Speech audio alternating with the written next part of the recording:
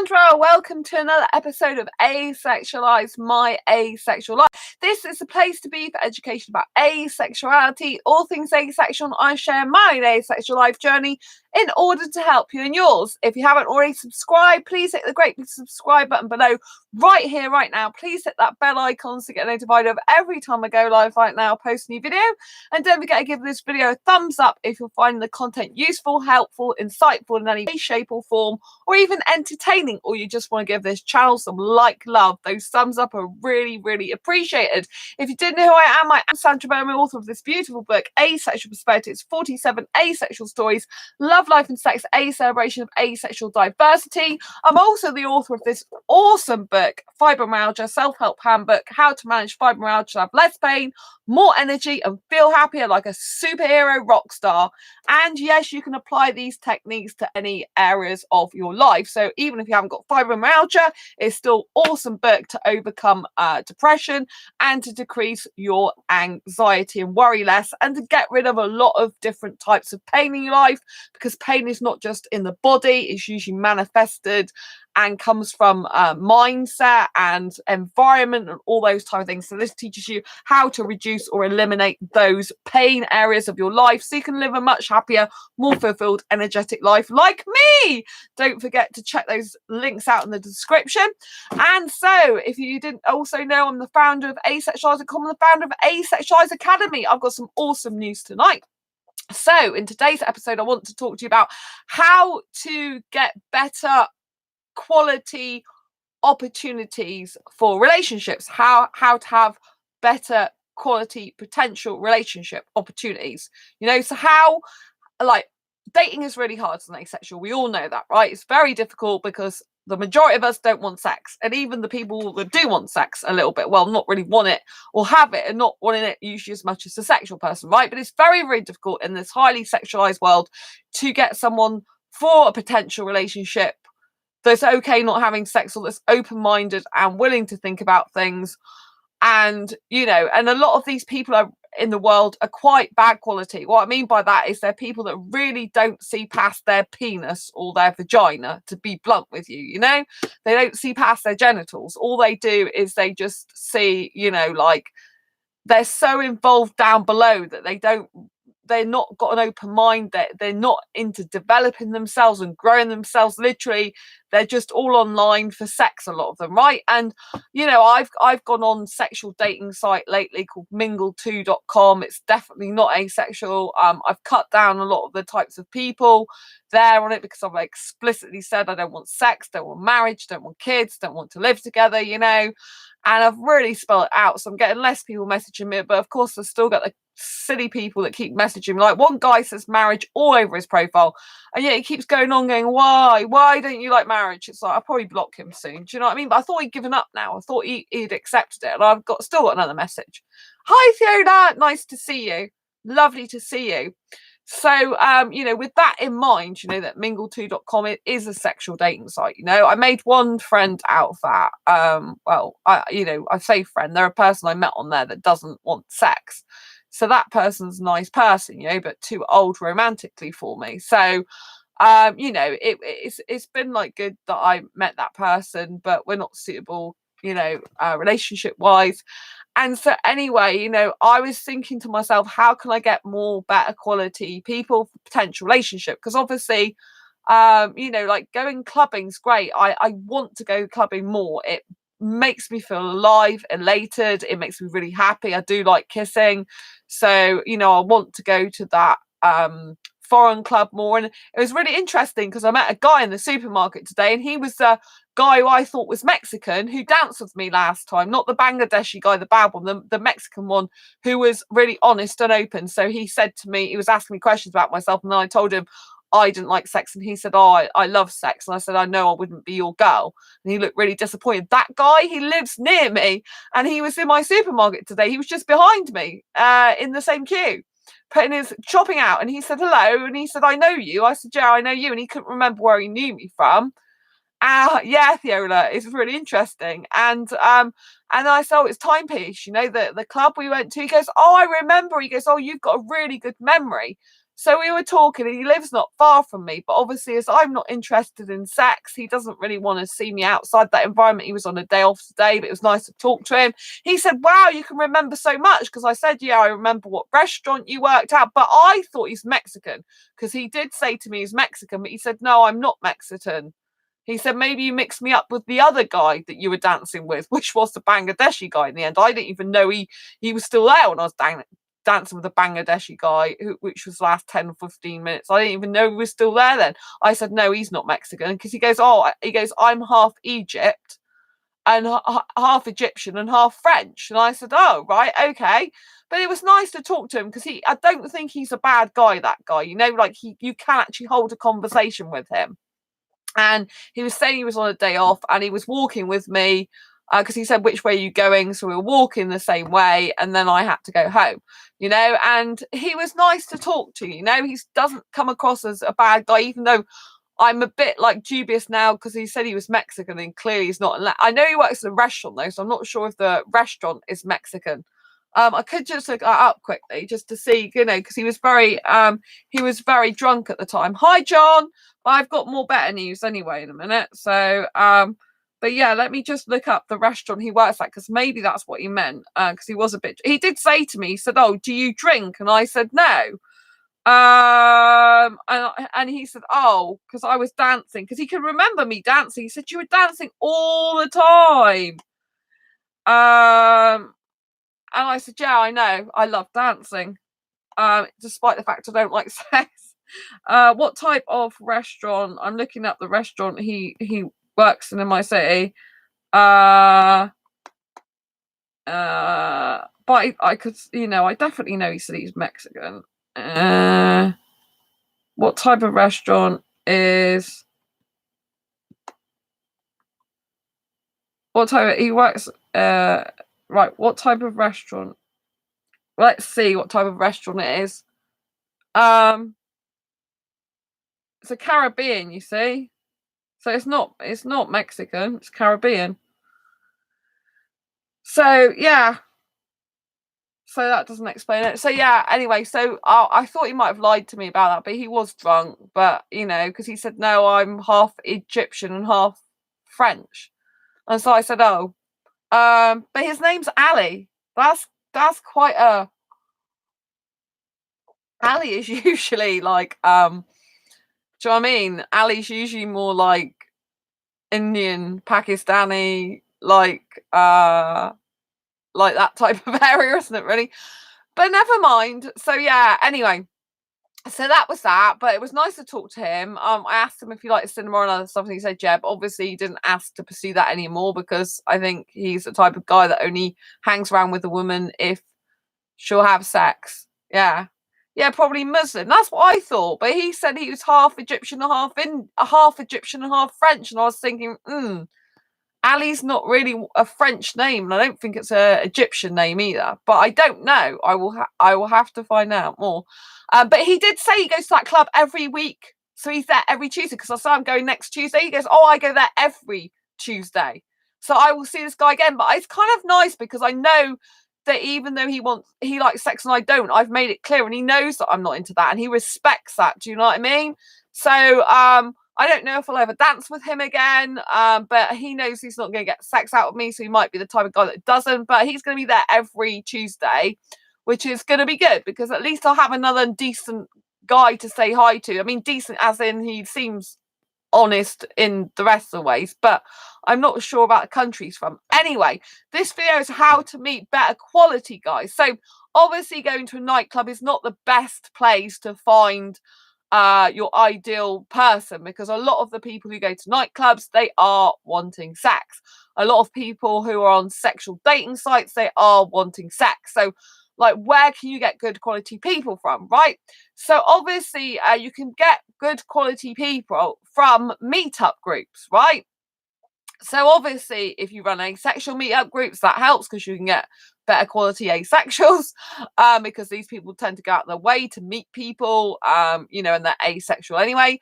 But also meetup groups that aren't to do with asexuality, you know, actual meetup groups like activity groups, you know, these are where you can meet quality people from, right? I already gathered this myself, but I heard a dating coach mention it, and he actually said he created a meetup on meetup.com, which was an activities meetup, but knowing full well that he was looking for a relationship and could vet the people that came into the group, because that's the huge benefit of being an organizer, that, if you're an organizer of a meetup group and people are single and they're coming into a group, you might meet a potential partner. So anyway, tonight, I was due to go to a business event, right? I thought, I haven't been to this business event. It's called Digital Exeter, the city where I live. And I thought it's going to have some, social media stuff going on. It was going to look through trends over the years, and there was networking opportunities. I'd never been to this event before, right? And I had a lot of work to do tonight, and I thought, I might just cancel. I don't usually cancel. I'm usually, anything I put my mind to, I'm usually like, I always go, right? But I had a lot of stuff going on, and I'm thinking, I haven't even ate yet, and it's getting late already. And then I went on the site, right, to check to see if the organizer had answered my message from a few days ago, because I am going to be doing new businesses this year. So I thought maybe it's a better time to go when I've started my new businesses. But he didn't answer my message, right? And so I messaged this other guy because I saw him on there. I wasn't going to go. I thought I probably won't go. And then I saw this guy, and he is so aesthetically good looking. And I'm like, oh no, I've got to go just to meet him. I've got to go just to meet him because he is stunningly beautiful. Seriously. Obviously, I can't tell him that he's stunningly beautiful. Well, I could. He probably already knows that anyway. But I couldn't exactly say outright, you're stunningly beautiful. Want to chat? So I made up an excuse to talk to him. A good excuse. I just messaged him and said basically that have you been, I noticed you're in the group too. I'm new. I've never been to this type of event before. Do you know what it's like? And then I hear there's speed networking. Like, is that like speed dating, but just with, giving cards out? I mean, I've been to networking, business networking events before, and I have actually done speed networking before. So but every event's different. Just because one person's speed networking, might not be the same as another company's speed networking. They might all do different things, and it wasn't quite clear. So I messaged, and I didn't hear back from him, but I knew then, I thought, I've got to go just in case this guy happens to be there, because it said he was going. I thought, I've got to go just to meet him, because I didn't know that. And I thought, oh, thanks for the thumbs up. And I thought, because this is my opportunity, I keep saying I've got to go to different meetup groups, that are relevant, that I'm interested in. So I don't want to go to a meetup group I'm not interested in for the sake of it, because that'll just mean I'm bored out my brain, right? And I don't want to just end up going to a meetup group for the sake of it to meet guys, because I mean, obviously there's dating groups, so obviously I could do that. But unless it's specifically dating group, I want something interesting to do there. So I was really interested because obviously I'm in the media. I like doing social media. I love business. And I thought, and when I got there, I was surprised that he wasn't there when I first got there. But there was two other foreign guys, and one of them was talking to me for ages, really intelligent guy. He's actually a pharmacist.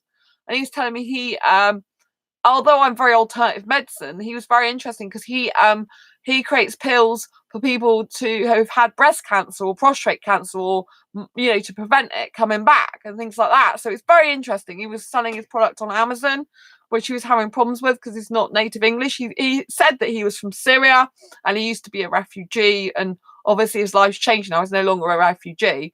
He's a proper business guy. And it was really nice to talk to him. He just couldn't stop talking to me about his product and what he did. It was like, it was time for us to sit back down again, but just couldn't stop talking. I don't know if I gave him my card in the end. I don't know if I did. I think he might have just had to sit down because he was so busy nattering. And there was his friend as well. And they were older, I'd say they're in their late 30s, maybe even 40s, probably 39, I think, something like that. But they were nice to talk to. So this is where you can meet better quality people from, is going for somewhere like meetup.com. So if you like arts and crafts, meetup.com is a huge site where everyone has meetups all around the world, and, there's crafts, there's like pottery classes sometimes, there's artwork, there's entrepreneurship, speaking, there's cinema events, going out to dancers, going out hiking. Do you know what I mean? There's so many different types of meetups that you can meet much better quality people there, because they're not specifically, unless they're in a dating meetup and a singles meetup, they're not specifically looking for a relationship, and they're more likely to have better, be better quality in terms of like thinking outside the box, more wanting to develop themselves, more wanting to grow themselves, because they're having a meetup to develop and grow their skills, to do something different. Do you know what I mean? They kind of contribute to their life. And that's really empowering in of itself. Of course, there can be people there that are more people there that are married, because you don't know until you turn up if they got wife and kids or husband and kids. I mean, obviously, I'm only interested in guys, so I don't know if they got wife and kids. There was another guy there who's quite nice to talk to, who was foreign, but he had a partner, and I was glad because he talked about his partner straight away, pretty much, like within the first like few, like couple of minutes of talking to him, or what I mean. And I like that, because he said, oh, my partner does this, and his partner's really great. She's a scientist, and I thought it was wonderful for him. So I was really pleased for him. Even he's a bit old for me anyway, but I just thought it's nice to talk to him. So there are better quality foreign guys at this business thing, because I'm into business, right? I really want a guy that's into business anyway. I want a guy who's into personal professional development, or a guy who'll grow himself, because if you compare the guys there, the intelligent guys, the ones that speak out, speak their mind, they understand business, that's such better quality than the guys that go to the club that just want to go there to have sex, basically. Do you see what I mean? The mindset and the attitude is very different. And I was talking about asexuality the whole time. They asked me what I did and what I wrote, what my books are on, and I told them asexuality. So like pretty much like half the room, because I didn't speak to everyone, but half the room knew about asexuality by the time I'd done with it. Do you know what I mean? Because I give my business cards out. I say I've got a YouTube show, and I was trying to help someone with their chat, with their YouTube, talking to them about YouTube, and so this is a really important, that if you want to get better quality people, go to different places where they're growing, so for example, even if you have a local library, it might be a writers group that you go to if you enjoy writing, so you might meet people at a writers group. Do you see what I mean? Or even in college at a art class and stuff like that. So it's really, really important that you go to these type of places and go to these type of groups. So I haven't finished telling you yet the whole story. So this guy that I did message on meetup.com, the guy that I was really attracted to, he turned up a bit late, right? And he saw me, and I said, I think it was you. I said, well, I introduced myself. I said, I think you were the person I sent a message to. He said, yeah, that's why I've been waiting outside for like 10 minutes. I didn't realize, because I haven't got that app downloaded on my phone. I've only got open the website at home. And he started talking to me, and I said about asexuality, and then he's like, oh, and I said, that some people who come on my live stream, they in chat, they're not all asexual. Some of them are sexuals and very supportive. One person that comes on's got an asexual girlfriend, for example, and he said, oh, that must be really hard. And so I just thought to myself, oh, obviously, because I did say to him, asked him what he liked to do, like go, because he said he hadn't got that many friends, and he find it hard because a lot of the British people are very like closed, and they're not that friendly. They're very, they kind of mind their own business all the time, and it's very different. He comes from Egypt, actually, very stunningly aesthetically beautiful. And so anyway, and so I thought, as soon as he said, well, that must be really hard, I thought, well, clearly you would never have a relationship with me, and you're probably only going to meet up with me if sex or relationships involved with sex. So I just got the impression that, yeah, that was where it's going to end. But thanks for talking to me, type thing. So then I went off and spoke to some other people when it was a tea break, and I noticed he was talking to the organisers and stuff. And so, because he did ask me about the meet, the meetup we're at, about it. I said, it's not my meetup, I don't know. I only know what the people told me, and these are organisers over there. So anyway, I didn't speak to him for a while. I was speaking to some other people. Literally going around speaking to different people, doing the exercises. They gave us a lot of like these business exercises to put stuff on post-it notes and that. It was good. I quite enjoyed it. It was nice. It was different. It was nice to meet quality people, like-minded people. I think it's something I might do again, because it was a free event anyway. And I do think it's nice for me to mix with more local businesses. It's nice. Oh, I'm here. Thank you, Fiola. You know, it's nice to mix with local businesses, do you know what I mean, and stuff like that. So I really enjoyed that. I really enjoyed that. And so yeah, and I was quite surprised. This guy, right, I had people with asexuality. I had one guy who does radio presenting, voluntary radio presenting. So I've got to get your number. Oh, thank you. I've got to get your number at the end of the you know, at the end of the event. And he said, don't let me go without getting your number. So I didn't know why. So he came up to me, eager to get my phone number. I gave him the phone number, and he said that I gave him my phone number, and he said, oh, that's really great. I know an asexual person. And that's why I'm asking, because I know she's well, I didn't know it was a she. I said, is it a she or a he? Because I said, what type? He goes, romantic asexual. I said, it's a he. He said, no, it's a she. I said, oh, that's all right. And he wanted to know where I asked. I said, because I'm looking for an asexual guy, romantic guy. It's very difficult because I love kissing and I really love snogging, and not many people love that. And it's really funny. And then there's this the younger guy was coming up to me at the same time, the guy that I thought wasn't interested, and he was like, taking my, I said, oh, you've got my number, haven't you? I gave you my card, I think. He goes, yeah. He goes, I'll make sure you've got my number.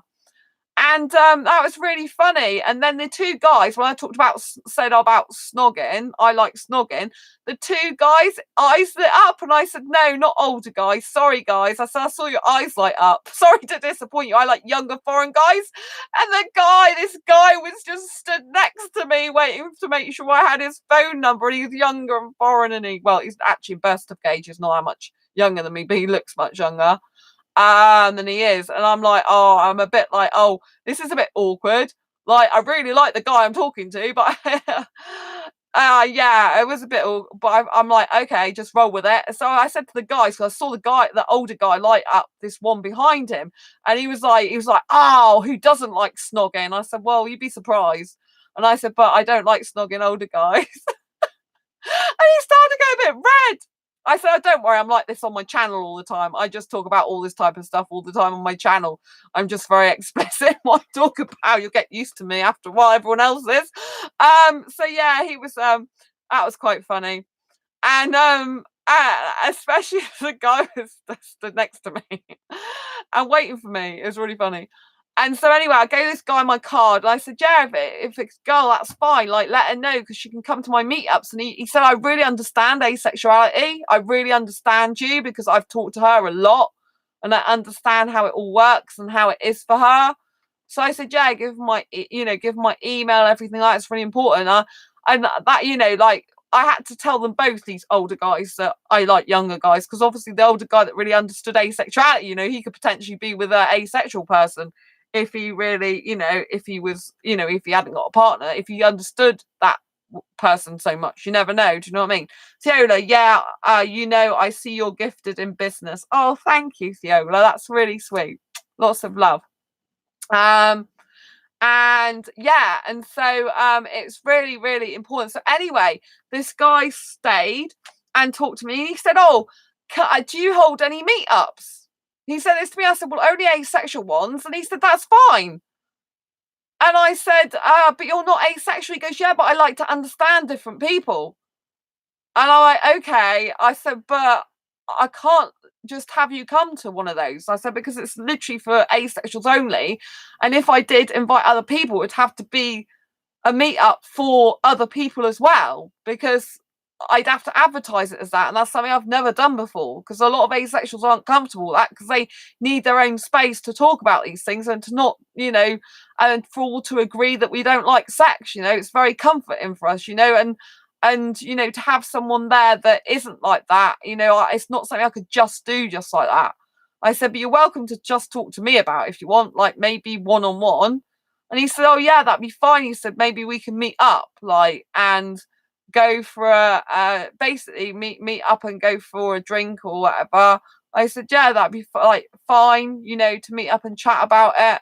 So anyway, we get outside the building, and I kept talking to him about asexuality, and I kept saying that I like younger foreign guys, even though he's like looking at me. And I said, you're going to find out it's on my channel, because obviously my business card had my channel, so you'll find it out anyway. about me. So I don't know if he'll ever watch this channel, but hey ho, I thought I'd just tell him.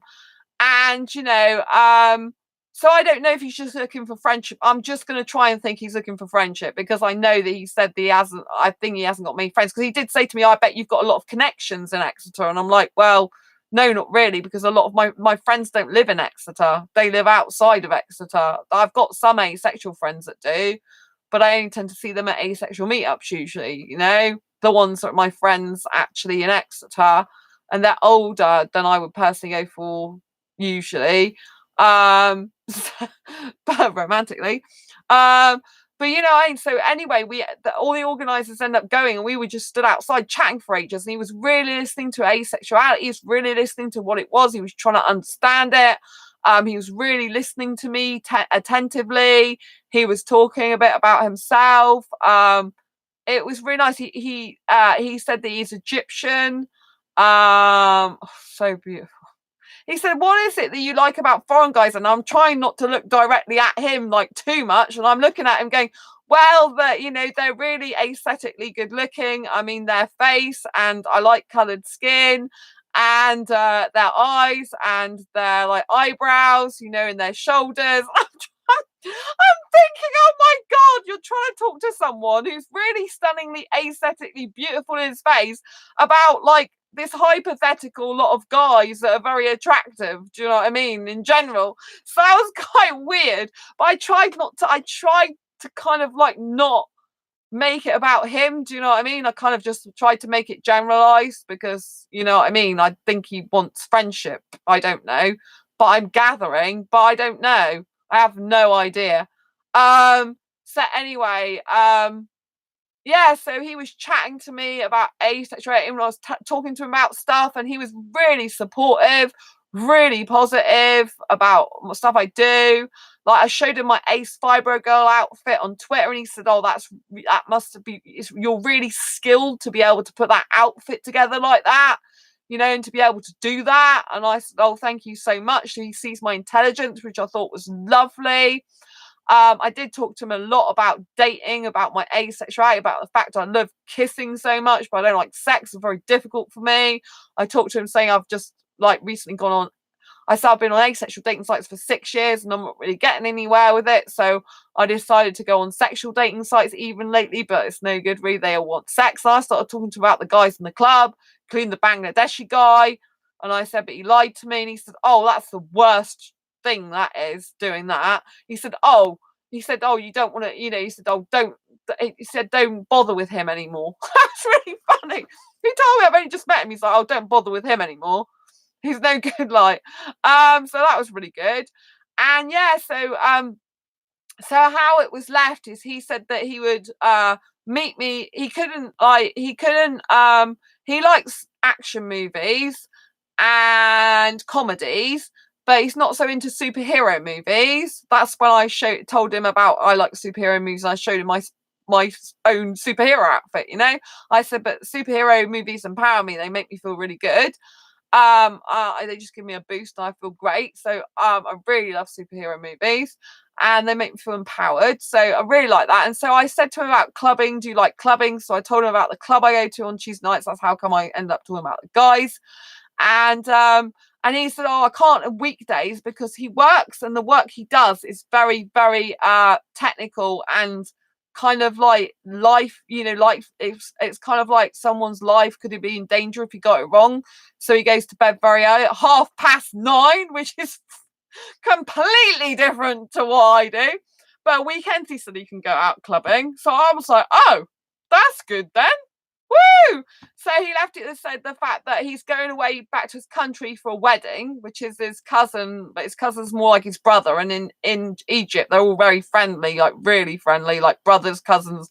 The cousins are like their brothers and everything. It's such a tight knit thing over there, which is very different to British culture. He's been over here 4 years. And so, yeah, I think he's 38, because I think in conversation, he said he did his degree at 35, and he's got 4 years, 4 years? I think so. Anyway, I think he's 38, he said, but he does look a lot younger. And he was asking me, because he saw you like younger guys, like how young, like 5 years, 10 years, 15 years, like, And then I just thought I like guys in their 20s predominantly, but if a guy is older, say in his 30s, and looks younger, that's fine. I was trying not to aim it at him. Because I just pick up a like really friendly friend kind of vibe. Obviously I aesthetically attracted to him. I can't deny that, but I'm trying to just think of him as a friend. Like he needs friends. So do you know what I mean? It's he did talk to me about going hiking. And I said I don't do hiking. I'm not really an outdoors person. I told him about fibromyalgia. It's not. I said I can walk from one end of the city to the other, but I can't really do like long walks like that. I need the toilet nearby. I get low blood sugar, and it's just like not very good for me. So he was really understanding about that. He never understood. He never heard of fibromyalgia, so I had to explain what that was. He thought that asexuality was like a monk. First of all, he said, I said, you probably have never heard of asexuality, have you? He said, oh, I've only heard of it in plants before. Like, like, is it plants, animals, or whatever? He said, like plants, isn't it? I think. But he said, I haven't heard about it in humans because I've heard about it from monks. I said, well, no, it's not celibacy. It's not abstaining. Abstaining is someone who abstains. They stop having sex for religious reasons or whatever. It's not the same thing. I said, with me, I just don't experience sexual attraction. So I never look at a guy, however much I love him, however many feelings I got for him, and think I want sex with you. I told him I had sex in the past, but I don't look. I never looked at the guy I was with and thought I actually want sex with you. It doesn't happen. I don't get that. I said, but I love kissing so much. And I started talking about kissing. I said, I can kiss for like up to 3 hours because I love it like a hobby. I said, when I was with the British guy briefly last year, I said I did kiss him for like 3 hours. And I just, time flew by. And he made me laugh. He goes, not even the Hulk could go for 3 hours. And doing that. It's strong enough to do that. It's really funny. Not even the Hulk can do that. Oh, it made me laugh so much. I don't know if he's that into kissing, this particular guy. I don't know if he likes kissing. I didn't obviously ask him. I can't ask him that. Not at this stage anyway. So, does he speak good English or with an accent? He speaks with an accent, but I love accents. We did talk about accents because he was asking me what like about foreign guys. He said, oh yeah, and they've tend to got accents. I said, yeah, I love accents. And he's got an accent. But it was weird. He said to me, oh, you're not born from round here, are you? I said, how do you know that? It's really weird. He asked me that earlier on. And I'm like, well, I was actually born up north. But I originally, like my parents moved me down to Devon when I was 1.5, but it was really weird. But yeah, when he said about the Hulk, he goes, not even the Hulk can go that long. I said 3 hours kissing because I said, a good job. I said I was joking on my channel with my asexual friends on my channel and with my friends at the meetup that it's a good job I don't like sex because literally the guy would be worn out. I mean, seriously, he would. If I can kiss for 3 hours, just imagine if I was having sex and enjoyed it and want it. The guy's bit would literally drop off. I'm telling you. Because I'd just be too energetic for him. Because I've got so much energy, which I like having. I mean, one of the guys at the meetup, the business meetup tonight, not this guy, but another guy, he said to me, how do you have so much energy? He's like, I really need that and to bottle it. He goes, because I just don't know how you have it. Because I literally am high octane energy like this all the time usually. This is how I was talking at the meetup, I'm just like this constantly. But it takes skill and work and practice to get into this state that I am all the time. I love it. I love being in this state. It's natural to me, but it still takes work and effort. Like I don't do certain things. Like I don't sit there doing loads of washing up. Stand there doing loads of washing up, That doesn't make me happy. I don't go to sleep at normal times. It's not good for me going to sleep at normal times. Oh, hi, Sam. Nice to see you. It's not good for me going to sleep at normal times, right? I lead a very young, quirky life. I love my passion. I love writing. I love talking about asexuality. I love this channel. So all the time I'm living my passions. I'm reducing the amount of rubbish or things I don't like doing in my life. And I'm literally building my life up to how I want it to be. And this is how I can be and I do eat a lot. I eat regularly, and this is how I can sustain my energy levels and can be so energetic. It's a state of mind. It's what you eat, it's what you put into your mind, it's the way you live your life. If I lived a normal life, I would be bored and more miserable and not so energetic. Like actually sleeping later at night makes me more energized. Like when I used to go to bed, I don't go to bed hardly ever that early, but when I do or did, thanks for the thumbs up. I was just tired. all the time and miserable. I love my life now. I just want it to get better and better and better. So this guy, he said basically that he would message me either to meet up for a drink and a chat next week, sometime, or when he comes back from Egypt. So he's got my number, I've got his, and he's going to message me. But he said, I said to him, I explained what the Bangladeshi guy was like, that, that he said he was going to see me, like, can I see you the next day? And the next day I kept saying, oh, I'm busy. And then when he was off, he expected me to drop it. I said, I won't do that. I said, it doesn't matter how much I like a guy, I will not drop my work for a guy. I said, I like booking up in advance. The more advance notice he can give me, this guy, to put my calendar in my diary, the better. He goes, oh, I like advance notice too. He goes, I'm not the type of person that messages you like 2 or 4 hours before and say, can you meet me today? He said, I like advance notice as well. So that's really good, But I have to say, this guy already, I felt he was very supportive. He was very kind. He was very caring. He was very interested in asexuality. He was very interested in what I've got to say. He was very, he could tell that I was an intelligent girl, that I was very skilled in my life. And I thought it's really nice to talk to this guy. I really did. And so, this is how you can meet much better quality people, or guys, or people for potential relationship, is by going to different meetup groups, ones that aren't centered necessarily around relationships, ones that are centered around your passions, your interests, your hobbies, your desires, your wants, things that make you really feel good.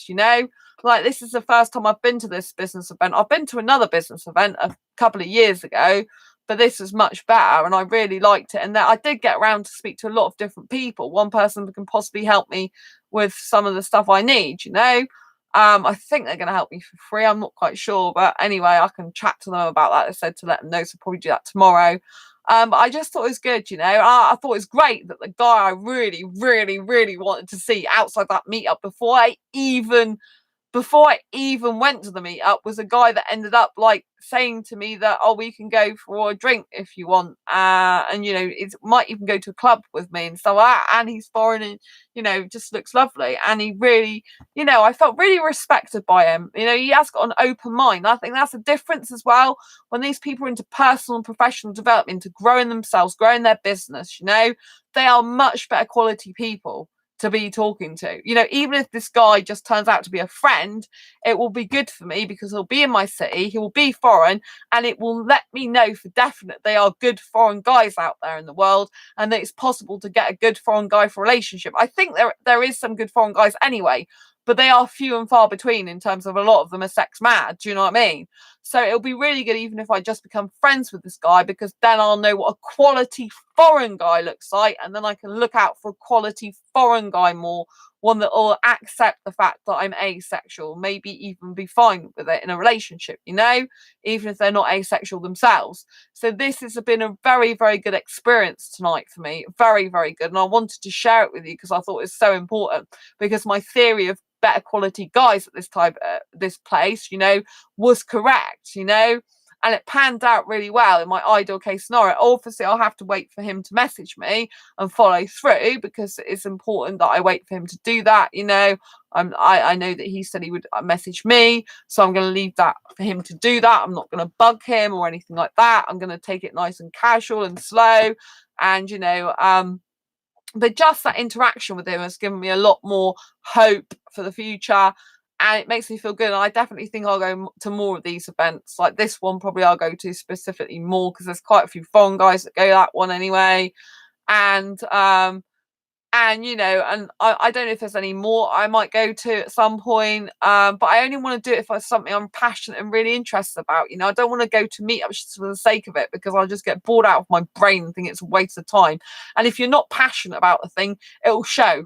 Your body language will be dull, your face will be bored out its brain, and people will be able to see that and pick up on it, and then it won't feel so good. Because I've got a lot of energy in me, and especially when I go to a business event, I'm energized, because it kind of boots me up in the right way. When I've got that amount of energy going on, it's better for me because I can convey the energy back. Do you know what I mean? It's like in an energy loop. It feels so good. It's a very, very positive experience. And so I don't think you should be in meetups just for any type of meetup. You know, if you want to give a meetup a go, if you're not sure about it, then fine, go for it. But if you go to a meetup and you're finding you're feeling lethargic, bored out of your brain, not interested, deactivated, those are not the type of meetups you want to go to, because you're unlikely to find anyone suitable for a relationship if you are actually looking for someone in a relationship and using the meetups as well to do that as a secondary thing. Do you know what I mean? A secondary thing. Because, you know, if you're going, like I said, and you're deflated, that's going to show through, and no person's going to be attracted to that, really, and you're just going to do yourself a disfavour. Fiona, don't give up on your soulmate. Is coming soon. I don't know where, but I see him coming soon. Oh, well, yeah. I mean, I think this guy's not Indian. I still think my guy's Indian. So probably this guy is going to be a really good friend to me. I don't know. But he is very aesthetically beautiful, and he is intelligent, and can see my intelligence, you know, and he is very supportive. So I think he'll be a good friend at least, you know. But obviously, if I go clubbing with him, that's a much more intimate environment. So I don't know if he'll like club with me as in, you know, separately just dancing, or if he'll be the type of person that does actually get quite close. I don't know that, because obviously clubbing's especially when on the weekends are a lot more intimate than the weeks. So I don't know, but I'm still going clubbing. I'm going clubbing this Tuesday to my foreign place where I usually go, you know, where I told you this guy I met in the supermarket, he's going to be there every week now. So I didn't know that. So I'll still see that guy anyway. I mean, he might just dance with me, even though I don't want sex. He might decide, he might get bored and decide, oh, I'll go and dance with her because I know her and she's like nice to me. Do you know what I mean? And there might be more people. I feel really good about going on Tuesday nights. You know, lots of foreign guys, have really beautiful foreign music. I feel really, really happy going there. And he can't go. This new guy I met tonight can't go on Tuesdays, but I could go clubbing with sometimes on the weekend. So I kind of think probably I'm really attracted to this guy, and yeah, it'd be great, theoretically speaking, if he did like me more than a friend and could accept my asexuality and did like kissing a lot. But I don't know if he likes kissing. I got the impression maybe he doesn't like so much of that. I don't know. It is foreign club. Yeah, it is a foreign club. Yeah. Well, is it a foreign club? Well, it's not classes. It's not all mixed and white. Oh yeah, it's got white people in there as well, not just foreign.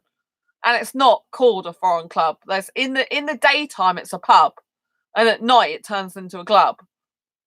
So no, there are white guys, they're British guys that are there as well. It's not just all foreign, but I'd zoom in on the foreign guys because I'm only interested in them. And there's a lot of foreign guys that go there because it's foreign music. Do you know what I mean? But there are white guys, there are British guys there, but I'm not interested really. The only British guy that showed me any interest is the one that's actually friends with a Bangladeshi guy, and I didn't realise the one that was doing the crab dance around me once. He was like shadowing me. I still don't get what that was about. I really don't, because this other bloke thought he was with me, as in my boyfriend. He's British, I think. I think he's British. He's white anyway. But yeah, so that was so yeah, it's not just got foreign guys there, but I'm only interested in foreign guys. But I did dance with the British guy once. Like, his girlfriend told me he could dance with me. He was only about 20, 21, I think. Do you know what I mean? So it's not like I couldn't possibly be with a British guy. But to be honest, I don't want to be with an older guy, like in his, you know, I want to be with someone who's younger than me and foreign. I mean, you know, like, when I was recently interested in the older guy, right, the one that didn't like sex, I did meet on the mingle2.com site. They've gone off the site now, right?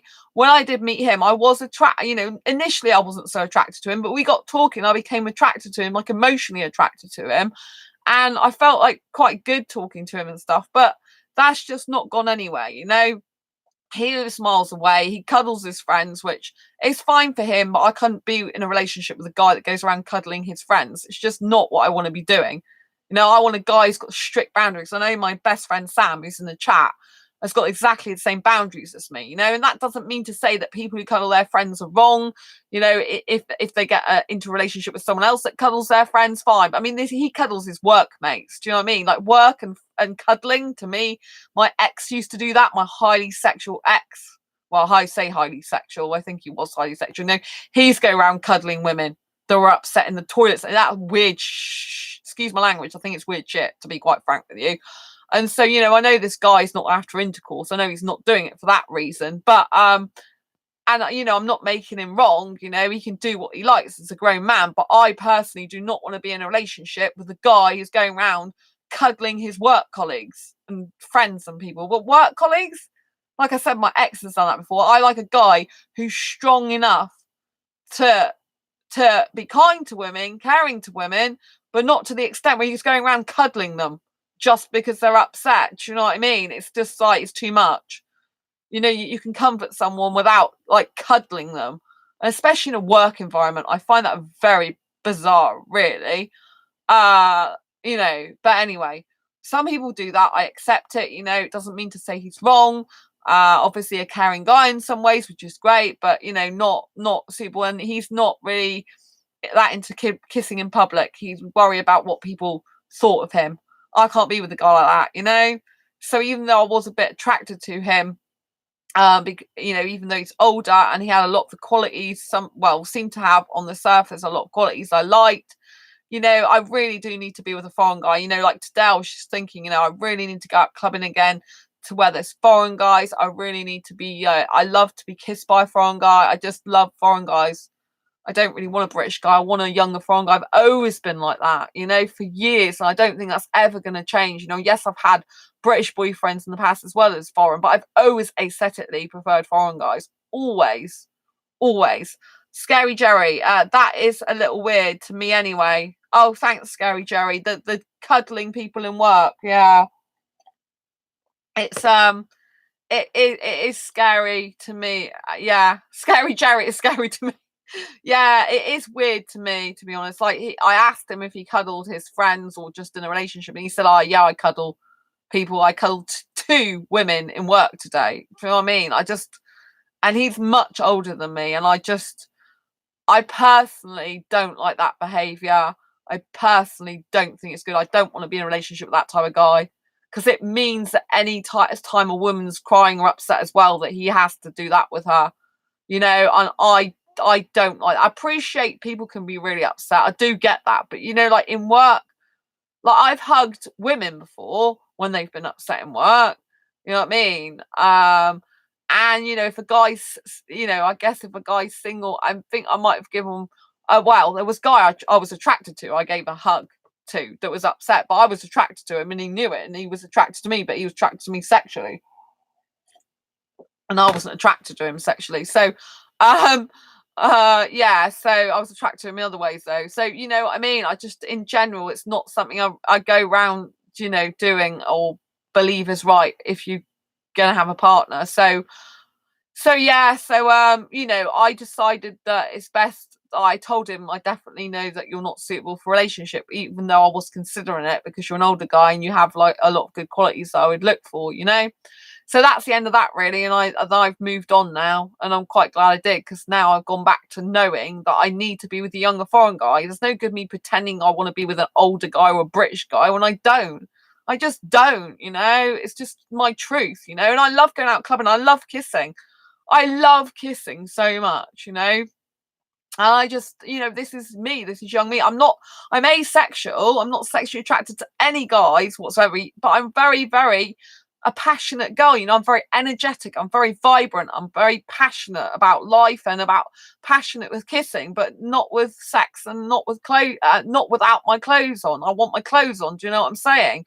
But in terms of kissing, like if you can imagine the most passionate type of snogging, like passionate kissing with clothes on, like a teenager, like you've seen those movies where finally they get together at the end and they're just snogging each other's face off. That's the type of thing I like. But that all the time, not just the end of the movie. Do you know what I mean? And so I love that, and I think really, like until I meet the right guy for a relationship and who someone actually declares, would you like to be my girlfriend? I want to be in a relationship with you. And they make it perfectly clear, not they could be my friend, they might not be my friend. I don't want any of this wishy-washiness in the end. I want a guy to just actually say, give me the relationship I want, be in constant contact with me, really love me, and actually be straight down the line with me as this is a girl I want to spend the rest of my life with. I want to be with Sandra. That type of guy is what I need in a relationship, which isn't forthcoming at the moment. Like this new guy I've met is really, really nice. I don't know if he's potentially anything going to be like that, but he's very, very nice person. I see a lot of good qualities in him already. I already found him ultra supportive just in the few moments I talk, like time I talk to him. So I know he'll be a really good friend. I believe that if we see each other, he'll become a very good friend. He'll be very supportive of me. He'll probably keep me on the straight and narrow where foreign guys are concerned as well, because I'll know that there's decent quality foreign guys out there. And it'll just be nice to have foreign company, because I do love that, even if it doesn't lead anywhere. I mean, obviously being a hyper romantic, I already have some little bit of feeling there, because you know what I'm like, don't you? Hyper romance kind of like gives me that. But like even the guy in the supermarket today who I saw, who I told you was one of the guys at the club who I thought was Mexican because he told me he's Mexican, and I found out he's half Egyptian, which is really weird, and half French. He told me today, if that's true. And but even he was like quite nice to talk to, but I wasn't so attracted to him. Like the Bangladeshi guy, who's obviously a bad guy, I'm very attracted to him. Like it's like magnetic. But the guy who I thought was Mexican, that's not, he is attractive, but I'm not so attracted to him. Do you know what I mean? It's like I could take him or leave him. I don't have to pursue him. I don't have to go after him. I don't have to think I really want to be in a relationship with you, or I really want to kiss you even. Do you know what I mean? I haven't got that with him. I've got the fact he's aesthetically attractive. I've got the fact that he lives near me. I've got the fact that I think a lot of the time he's quite honest and open, because he said, you've got such a good memory. How did you remember all that? I said, because you're different to a lot of the guys there, because I don't want sex. And you weren't asking me questions about myself, like where I worked, where I lived, and you were interested in me. Whereas a lot of the other guys in the club, they don't do that. I said, so that's why I really remember you. And so, it was nice to talk to him, and I know that he's always going to be there probably every Tuesday. So I kind of feel safer around him than the Bangladeshi guy. Do you know what I mean? Because I know this guy's open and honest about the fact he loves sex and I don't. He respects that. Do you know what I mean? He'll still talk to me anyway. So I kind of feel a bit better now that he's going to be there. Sometimes I kind of feel like, I really need to keep going there more and more often, because it's really good for my soul, really good for my body, really good for my mind, really good for my confidence and self-esteem. Really just feels great being there with the foreign guys. And also, plus I can start making friends there. Like I can start making foreign guy friends within the club, so that I've got some foreign guys to hang out with, even if it's like just in the club. Do you know what I mean? So at least I feel like I'm getting my fix of foreign guys around me, so I don't crave that as much. Do you know what I mean? That's what I really want to get. I want to get some foreign friends. I want to get in the vicinity of meeting foreign guys and being around them, even just as a friend, so that I'm not craving that all the time. Because really, I feel so at home romantically with foreign guys. I feel like it's where I'm meant to be. Like even the club, though, I love that club on a Tuesday night. The music is so good. Like, I really want to be going there every week, if I'm honest. If I had the money, I'd be literally going every Tuesday, because it's very good exercise for me. I don't really like traditional exercise. And I just feel so great when I go there. And like, I keep listening to the music, and all I want to do is keep going there. Like every day I'm listening to the same type of music that they play there, and it just makes me want to go there all the time. Like, just go there, because I love, I've got quite a few new tops now. I've got like 9 new tops in the sale, because my dad gave me some money for Christmas. Really nice of him, because I was down to 1 top and 1 skirt because my dresses are like breaking. So I got these new tops, which are really, really nice, beautiful tops to wear. I look stunningly beautiful in them, I think, even though I do say so myself. I think the tops are gorgeous, though. They just look really nice. And I just, I really, really, really just think that when you are going out, the more you go to places that light you up, that energize you, that make you feel good, you're going to attract people. Do you know what I mean? You're going to attract people to you more, and you're going to be a more attractive person. So if I was to give you advice about, not just about meeting quality people as such, but also about boosting your own confidence, self-esteem, and making you a better quality person for yourself, would be to go to places and groups and do things that really energize you and fill you up, that really make you feel amazing. Because when you're in that kind of state and that frame of mind, you are more likely to attract a lot of people and be more attractive. So just by me being in that environment, I believe I will become a more attractive person. And I believe that I'll get quite a few of the guys eventually, that ones that go regularly, I'll probably end up making friends with them. I mean, even the Bangladeshi guy might end up being friends with, I don't know, but I've got to be careful of him, very careful of him, because he's a liar, and I've got to make sure, and I am attracted to him, like a deep attraction level. I might, he's not good. Like this new guy said, don't don't be bothered with him anymore. I thought it's really funny of the new guy I met tonight that said that. He's like, oh, you don't want to be having anything to do with him anymore. It's no good. And I thought it's really nice. I thought, tell me. I mean, it's because I have a real kissing addiction quite a bit. It's like I need to fulfill my kissing addiction. But I mean, it's not that addiction, is it? Because if it was an addiction, I'd be going out every night doing that, and I'm clearly not. But yeah, so I do love kissing so much. But I need to find a guy that loves kissing as much as I do. And I'm very, very passionate. I love sitting on guys' lap in public. I love kissing him, cuddling, holding hands in public. I need that. I don't want to be a chained animal that's just keeping that at home. I know that might seem weird to a lot of people because a lot of people like stuff indoors only, but I'm not that type of person. I literally feel like it's like I'm a canary or something going in a very tiny cage and I can't get out and I'm trying to like jump and all my feathers are being cut. Do you see what I mean? It's like my freedom's being abolished or cut down or cut to size. I hate it. I just can't stand it. It'll be a shame if I get a really good looking guy who's really nice and then he doesn't like doing that in public. I just can't be with him. I know that might sound really weird, but I just can't. It's something that mentally I can't get out. Mentally it feels disgusting to me. So don't cage me up. I need to be free to kiss.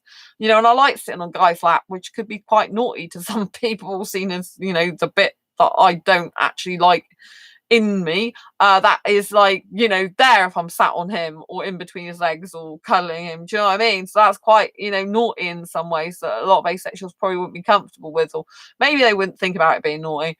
I mean, it depends on the circumstances, doesn't it? But do you know what I'm saying? It's not kind of like, I feel like I told this guy tonight, so I feel like I don't really fit into any box with asexuality a lot of the time either, because I'm so different, and I was trying to explain it to this other guy that's got an asexual friend, the one that was at the meeting as well, and took my card to tell her. I kind of was saying to him that asexuals are so different. It's like, obviously this new guy, I told him he can't come to an asexual meetup because that's not what my meetups are aimed at. I would have to, specifically do one that included people who are not asexual in it if I ever did that, But it's kind of like, I was trying to explain to him about asexuality as much as possible. And it was nice that he was open to that. Do you know what I mean? But, I was trying to say to this other guy that did know the asexual, I said, they're so different. And even the new guy, I said, that even if you came to a meetup, you have to understand, which he's not doing, because I told him it's off at the moment, not happening, because I can't do that, because they need privacy to talk about their own things, asexuals doing to, stick together. It's like, we don't like sex, we need our own space for that. It's really important. But it was really nice of him to ask to come. I was really impressed with that. And I told him the thing is that asexuals are all different. Even if you come to a meetup, or even if about one type of asexual, whatever, we're all different. I'm not typical asexual, am I? I mean, I'm very, very romantic, hugely romantic, like off the wall Richter scale chart romantic. And then I'm super passionate kissing wise. Like, I think I'm more passionate than sexuals in terms of kissing, to be quite honest with you. I think asexuals are very timid on the kissing and very sex orientated. Do you know what I mean? The problem with sexuals a lot of times is they focus on the genitals and all those areas. They don't focus on the rest, the upper body. I'm totally upper body girl. Do you know what I mean? I'm like guy's chest, arms, shoulders, like neck, beautiful eyes, gorgeous hair. I'm upper body. Do you know what I mean? Like, you could just forget about the bottom part of his body. I'm not interested in that, But I'm a very, very, I say I'm not interested. Obviously, if I'm cuddling him, we'll sit on his lap, then that's good. But do you know what I mean? I'm a very, very, very passionate girl, and I find that very difficult as an asexual, because it's kind of like I've got all this passion and love and to come out of me for the right person, and it's kind of like I've got nowhere for that to channel and go. I mean, obviously I've got it to channel into my work because I'm passionate about asexuality, as about writing and all that type of lot. So I do channel passion a lot. It's kind of like I really want a passion with a guy specifically who's good for me. Do you know what I mean? And so I find that very difficult as an asexual. I find it like sometimes I feel like lately it's a bit repressed, or I mean, I'm not repressed sexually. I don't want sex. I'll make that clear to you now. I'm definitely 100% asexual. In fact, I don't experience any sexual attraction whatsoever. Diddly squat, nothing's there. I don't get any feeling about that at all. So I know that I am 100% asexual in that respect. I definitely am. But where it's difficult for me is I don't fit into the box because I'm very, very passionate. You know, I love sitting on my guy's lap. I love kissing his neck. I love stroking his hair. I love all the type of upper body passion stuff, but not the rest below the waist. So I really feel like sometimes, like lately, that I'm repressed on the passion side. I'm like, you know, I've got nowhere to channel that to. I mean, I've got, you know, like, there's only so much kissing you can do with yourself, right? And, you know, I feel like I just like, sometimes I think other asexuals can relate to this, is that sometimes you just want the warmth of a person, you know, an actual human being in person, because it's great having online dating. Excuse me. It's great having an online dating, you know. It's great meeting people online. It's great chatting to people online. But, you know, sometimes you just want an in-person person. Do you know what I mean? Like, you want someone to actually cuddle and kiss there in physical form in front of you in reality, even if it's not the perfect image or idea that is a fallacy more online. You know, you want the real truth. Do you know what I mean? You want the nitty gritty. You want the reality, you know? And I find that, you know, hard. You know, I find like I've been on asexual dating sites since 6 years now. It's like you know, I miss kissing, you know, a human being that's not just myself. You know what I mean? I miss kissing a guy. I miss putting my hands through his hair. I miss cuddling him close and having it, just holding him warm near me. You know, I miss like that deep connection between two bodies that's not sexual, but it's warm. Do you know what I mean? Like, I think a lot of asexuals can relate to that when you're cuddling someone, or, you know, with me, if I put my neck on the guy's shoulder and I'm just holding him like this, which is a bit like a chest cuddle, you know, it just feels beautiful. You know, even if I'm not kissing the guy, even if I'm just going like this, it just feels like you can feel the warmth of his chest. And not sexual, I'm not talking about sexual stuff. You can just feel the warmth of his body, as in, you know, through the clothes, as in his warmth. Do you know what I mean? And I do miss that. Like lately, you know, like I've just like kind of like, it's kind of hit me like a thunderbolt. I miss that a lot more than I thought I did. And it's kind of like got serious now that I really miss that. And I feel at the moment the only way I can get that type of contact and connection with someone is going to that club. But, you know, like, obviously a lot of them are after sex though, so that's where the danger lies. You know, I feel like sometimes for asexuals, sometimes it's quite a frightening, dangerous, scary thing, you know, to go out into a club, for example, where there's a lot of guys who are into sex. It's not an easy thing to do. You know, I think anyone who does it is brave, including me. But, you know, I feel like in a club, this particular club is a very controlled environment because there's security guards there, brilliant atmosphere, regular DJ. It's nice. I feel safe, you know, so I'm doing it in a good environment, you know. But I just wish, you know, sometimes that I had that person there. But, you know, maybe I'm not ready to quite settle down yet, you know. Maybe I do need to, I think maybe I need to have more foreign guys around me, more foreign guy friends, meet more foreign guys, so that in the future I can have an informed choice and decision about what type of foreign guy actually would be best for me to be in a relationship with. Sam, I miss having someone to cuddle and hold hands with, etc. Oh, that's really nice to know, Sam, that you understand. Yeah, I miss that. That's why, despite the fact a Bangladesh guy is a liar and not good in that way, that's why I liked the connection with him, because I think that he's in this country, he's not feeling particularly, a lot of women are warm to him. I think this is how come we bond on a physical level. Well, for me it's aesthetic, him it's probably sexual attraction, but I think that's how me and him end up liking each other, because I think there's both this, maybe I don't know if void's the right word to use, but there's this thing in life. I think for him, despite the fact he's a liar and stuff, I think for him, he's in a foreign country. People are not that warm to him, right? Which he's already told me. A lot of women aren't that warm to him, you know? And I think, you know, everyone needs love and connection, really. Everyone does. However, if they're a good person or a bad person, you know?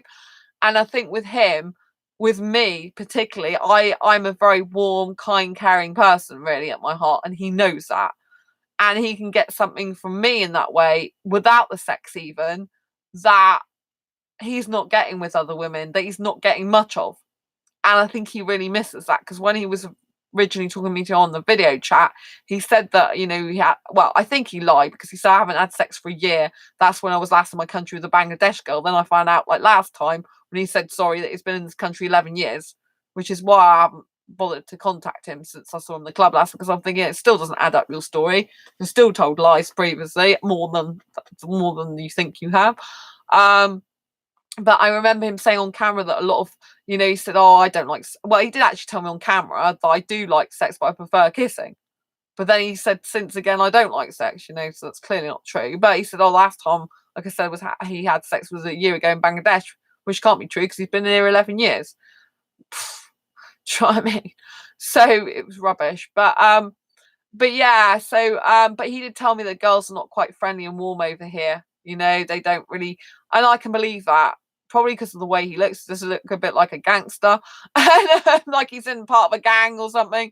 And he's older, and a lot of people don't like the look of foreign guys, whereas I'm an exception to the rule on that. So I think that's where he's coming from. I think, although I don't want sex, I think he maybe would like that with me, but I think he would accept on a dating level, probably not in a relationship level, probably not even think he's not relationship material, is he? But on a dating level, I think he'd like that, because he misses kissing. He kind of likes it. So I think that's how me and him attracted to each other so much, because I miss the kissing a lot. I kind of really crave that, and he craves that because he hasn't got that warmth and affection usually from many women in this country. So where he gets that from me, I get the kissing and warmth from him. We're really getting the same thing. That's what we've got in common. Because obviously I like analysing things. I'm like, why am I so attracted to him? Why is he so attracted to me? And that's what I came up with. It's the commonality of the fact we both love the kissing, the warmth, and the feeling of someone being there for us in that type of way. That's what I came to the conclusion of. So I'm like, yeah, because I like to analyse these things, because I'm like, you're attracted to a bad boy, Sandra. I thought you got that out of your system years ago. You don't want to be attracted to bad boys anymore. That's not good for you. And maybe there's some good in him. I'm sure there's some good in him. I'm sure he's not completely a bad person.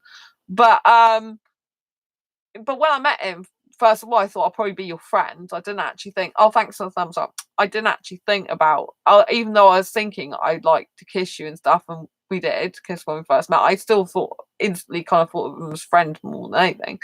But yeah, so it's very difficult with him, because I know that I could get kisses from him, which is what I really crave. And he likes that as well. So that's why we're attracted to each other, I think, on a big scale like that. There's that thing there. And obviously he's aesthetically attracted. He did say, yeah, last time you're very beautiful. He found it hard even to say the word beautiful in English. But I'm like, thanks. When a guy say that, loads of guys say that just after sex a lot of the time. So I just like say thank you. You know what I mean?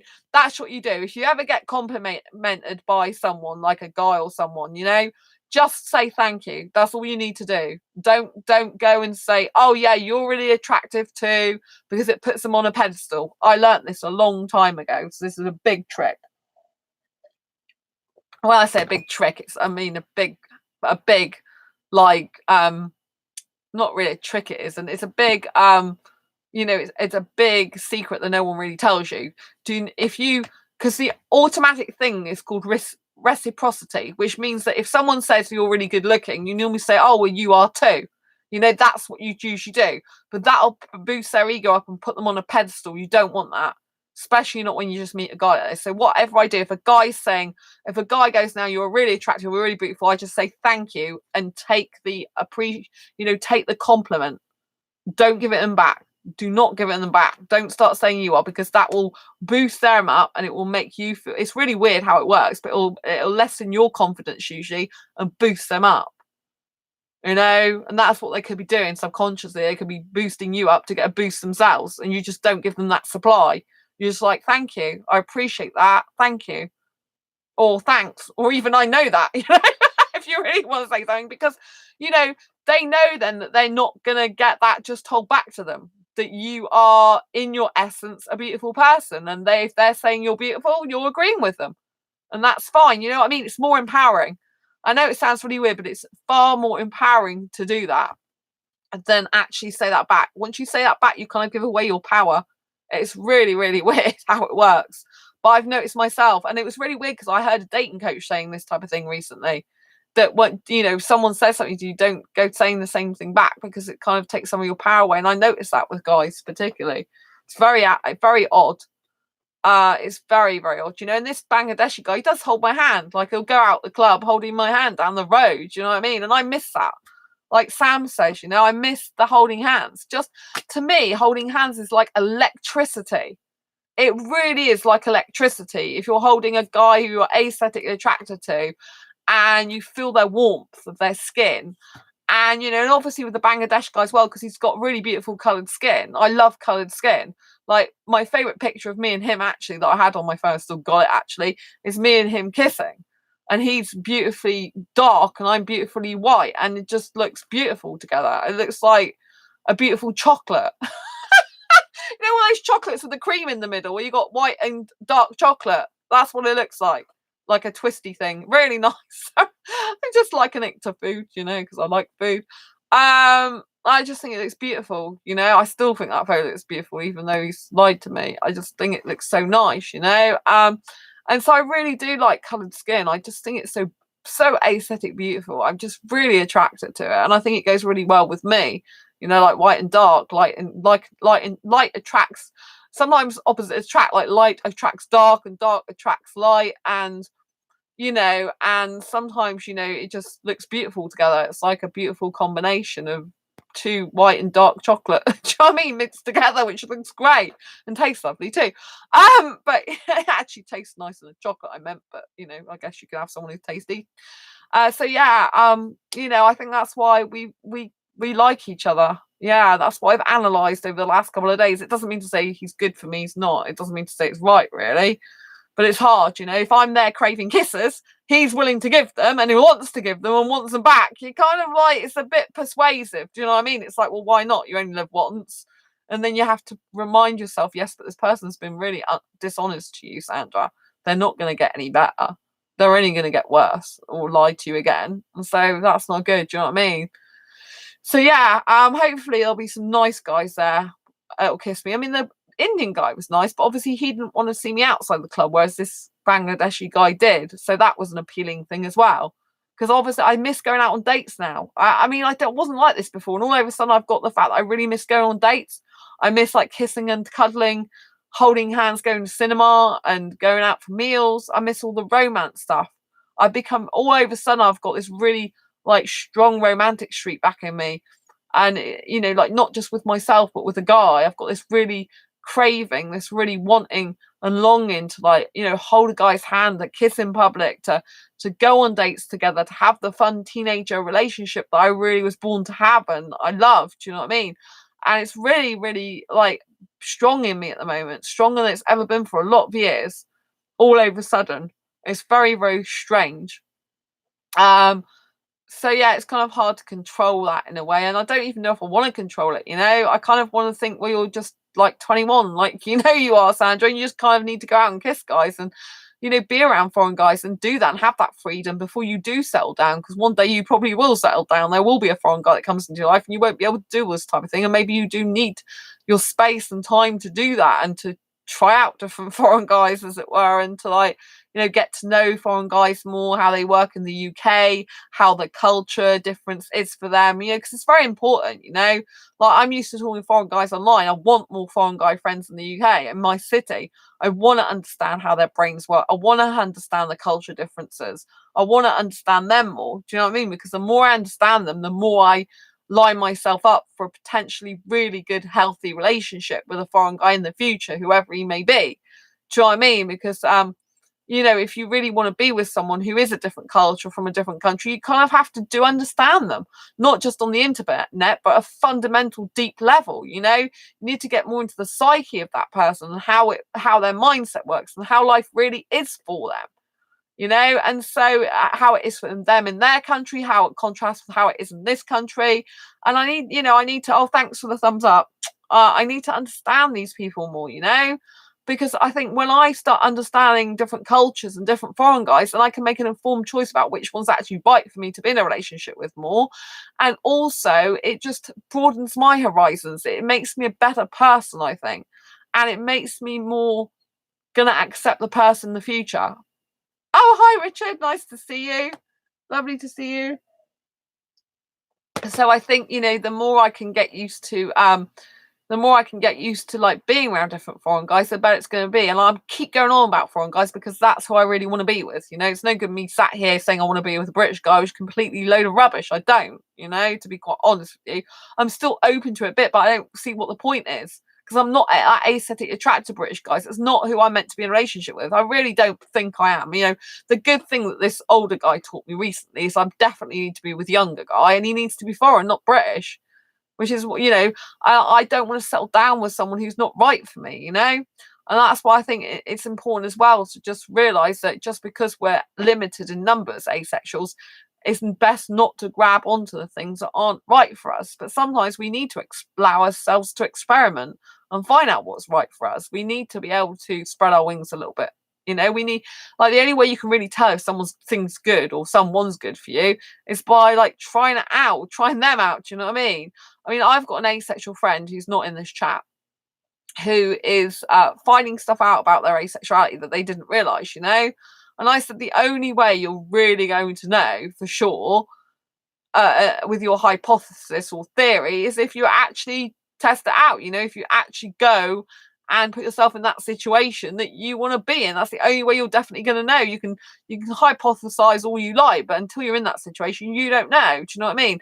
And I think that's the difference. You know, when I'm in the asexual online world all the time, it's very different to the reality of being in the space of real people. Do you know what I mean? And especially like I'm around to heterosexuals a lot more again now. That is damn scary for me. You know, like I was nearly wetting myself years ago, and sometimes I feel like that now. You know, like, oh, I'm going to club and there's loads of sexual guys there, and the Bangladesh guy who I'm really aesthetically attracted to is going to be there, and it's scary because this is, you know, he's sexual, he's not asexual, he's not telling me the truth, which isn't good to be attracted to him.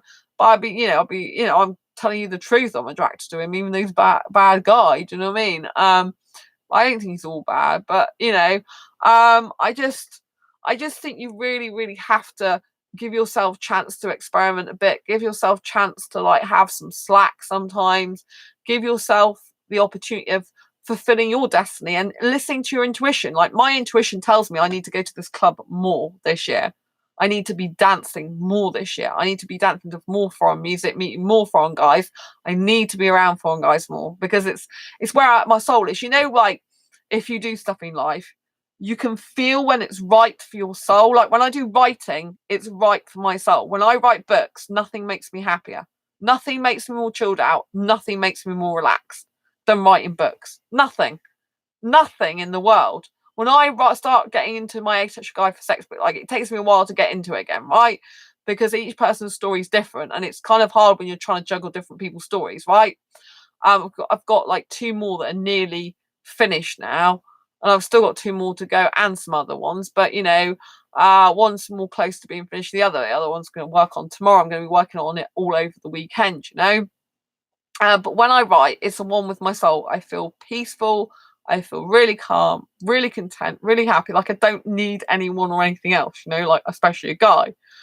But when I'm in that club, right? I know it's the right thing and place for me to be. When I'm in that club, I feel at one with my soul. When I'm in that club, I feel really happy, really elated, really confident, boosting my self-esteem up, really like I'm meant to be where I am, and really I just enjoy my life in that moment, you know. And it gives me the same sort of feeling as writing, not as powerful as writing. Writing's still always going to be the best thing for me, but it gives me some of the same sort of feeling, the contented in my young soul and heart. Oh, thanks for the thumbs up.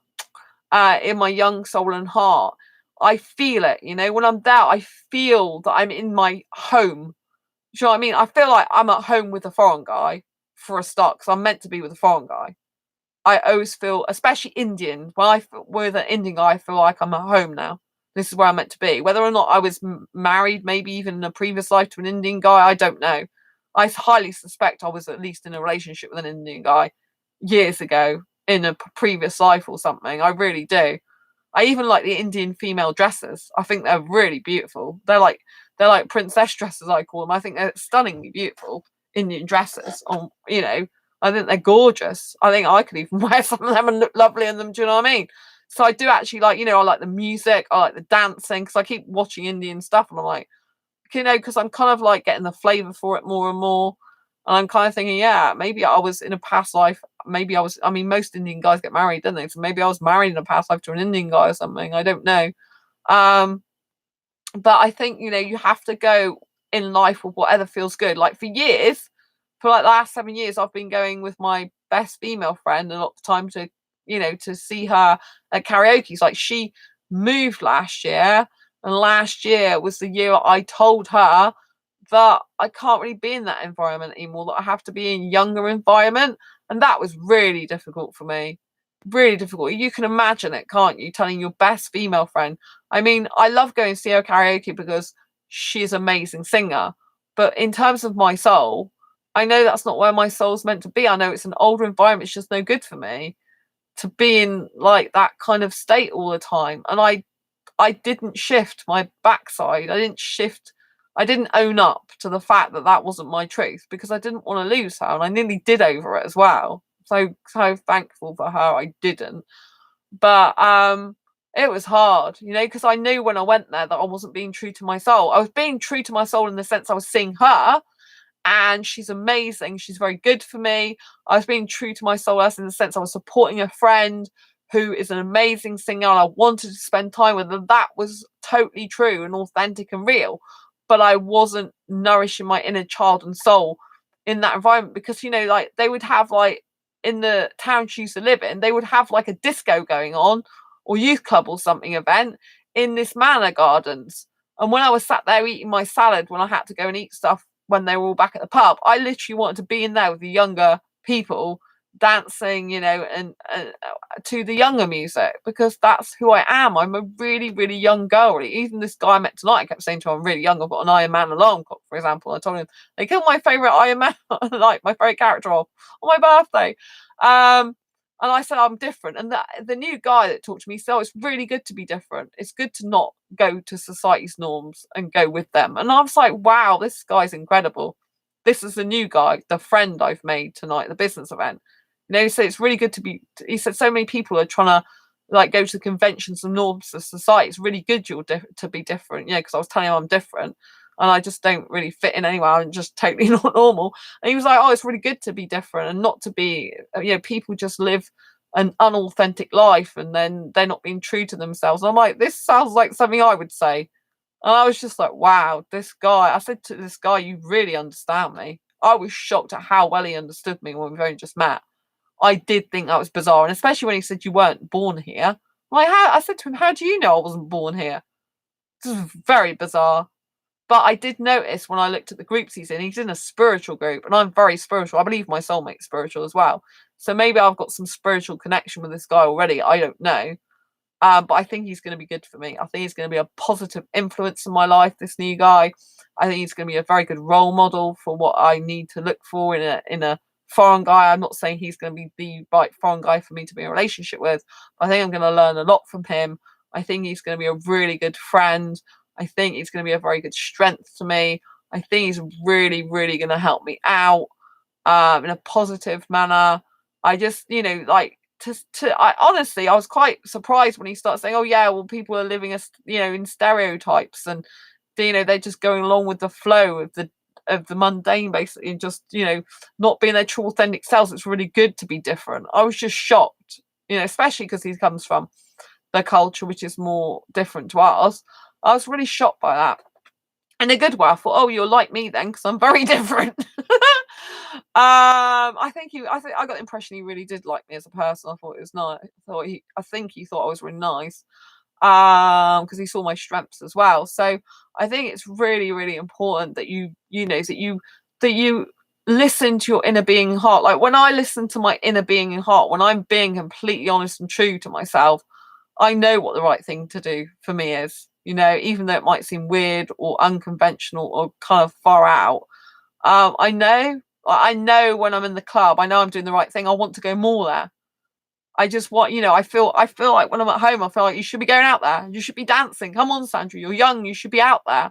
Especially because you're a great dancer. Why, you're wasting life? Don't waste your life. Go out there and dance. More. It's good for you. It's really, really good for you. Well, I notice I just want to go nearly every week now. it's intensifying. I just think, that I can improve my life and myself, and I just love the music so much. And so, what I would say to you is, if you've got this intuition inside you, if you've got these things telling you to do certain things and you're just not listening to it, I would say you need to listen to it. However weird and bizarre it is, if someone, if you hear a little voice in your head going, you need to go and do this certain thing, maybe it's a certain type of voluntary work, maybe it's a certain buying certain item, maybe it's pursuing a passion that is really different to what you've ever done before. When you hear that, do it.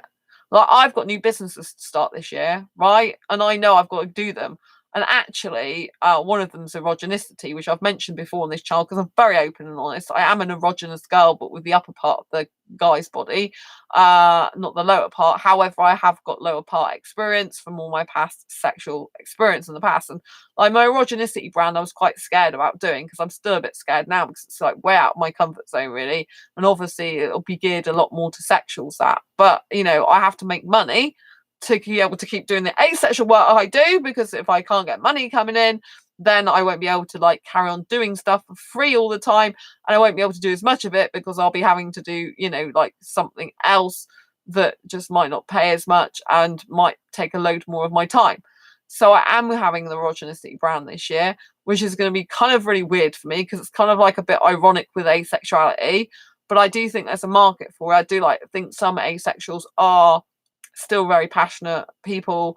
I do think some of them can learn a lot from the erogenous side, especially if you'll end up in a relationship with a sexual, because some sexuals might love the erogenous stuff so much that might satisfy them a lot more, maybe even than some deep sexual stuff. They might get a lot of excitement out of that they never realize, because sexuals don't focus on that type of stuff usually. But predominantly it'll be more geared towards sexuals, and it's kind of like a bit scary in some ways, but I'm quite excited about it, because I think it'll be a natural progression of some bits of this channel, not like a lot of it, but some bits, when I do talk about the passion side more. And there are demisexuals and there are grey asexuals that do want a lot more of the erogenous passionate side, a lot more of the touching side. They do desire that, even though a lot of them still don't want sex. So for the demisexuals and the grey asexuals, that brand will suit them quite well, I think. But I feel like it's just easy for me to talk about. It might seem weird, but the more I think about it, I kind of get flashbacks of all my past relationship sexual stuff, which is really weird for me. It does kind of freak me out a little bit, because I didn't even remember half the stuff I did sexually with my exes, because obviously, well, my one particular ex for 8.5 years that was good at sex, I didn't really think so much about what I did with him, because I've never had that much of a use for that information. And all of a sudden, because I'm thinking about that brand, all this stuff's coming back to me. Like stuff you can do in the shower, stuff you can do in different parts of the house, stuff you can do just stuff you can do in general, like different movements, different positions. I like, oh my god, it's all coming back to me, which is very weird. But then I'm thinking, I'm feeling good about that brand. I feel like I'll be very good at talking about that stuff, because I'm so used to talking about stuff on my channel that's intimate stuff now that it just rolls off my tongue. I don't even think about it half the time. So I think, I think I'm going to be able to do that brand now. It is a bit controversial, but hey ho. And I need to be making a lot of more money so that I can continue my stuff, work for asexuals, like I don't do asexual stuff for the money. Do you know what I mean? If I did, then I wouldn't be here right now, because it doesn't, I'm not in a profit with the asexual stuff I do, to be perfectly honest with you.